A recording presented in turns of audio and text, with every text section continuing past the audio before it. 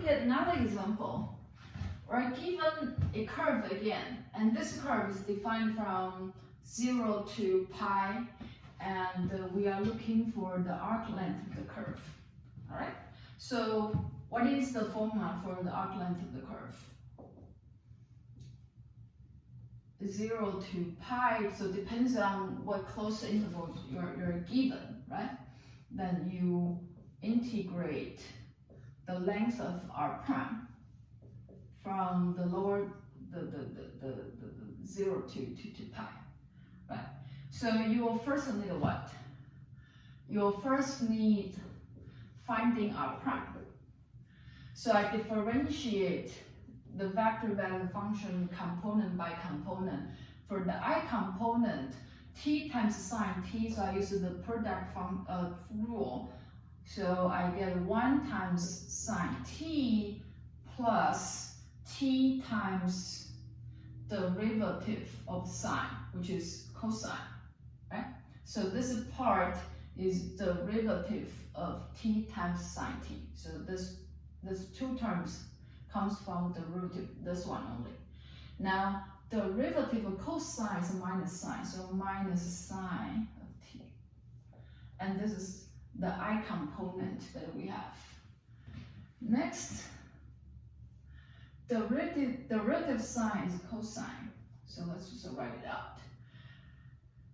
Now, minus, okay, let me use a little parenthesis.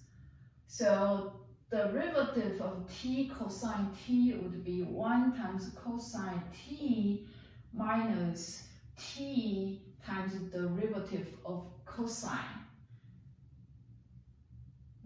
Sorry, without this minus sign. So the derivative of t is 1, so 1 times cosine plus t times the derivative cosine, that is minus sine t. So I'm doing baby steps to follow the product rule, okay? But of course, if you know what you're doing, you can just combine this without using so many parentheses. That's how I confused myself, because I usually do a little jump. All right, so this is my J. The K, I leave the root 6 over there. Derivative of t squared is 2t, so I'll leave the 2, put the 2 to the front. I get 2 root 6t. All right.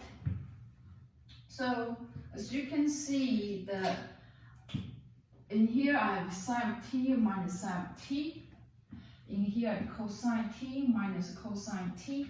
So the r prime is not as complicated as it looks. So I have t cosine t times I. Okay, and plus, now I have minus sign and minus sign, so minus becomes plus t sine t and then j. Now plus 2 root 6t and then k. So this is my r prime. Next, I need to compute the length of this guy.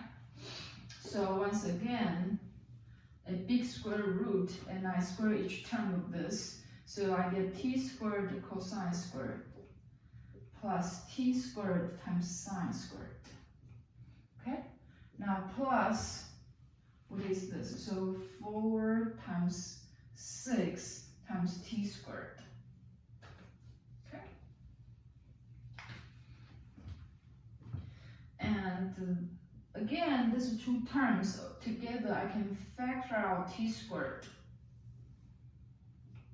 When I factor out t squared, I get t squared times cosine squared t plus sine squared t, and plus 24 t squared. Okay, so what's in here? The trig identity tells us cosine squared plus sine squared is always equal to 1. So in total, we have square root of 25 t squared. And now we can actually take the square root of this. Square root of 25 is 5. Square root of t squared is t, especially I know t is positive. T has to be positive. Yeah, right. So now The last step is to use this what we have and integrating the length of r prime. So this is a 5t, right? Simply plug the 5t into the integral. All right, what is n times the root of 5t? So that is 5/2 t squared. If you don't believe me, differentiate this function using power rule, you will see you get 5t. Now put the lower and the upper limits up. So I end up having 5/2 pi squared minus 0. I'm now writing the 0 out. So it's a 5/2 pi squared. Okay, straightforward. Derivative, length of the derivative, integral.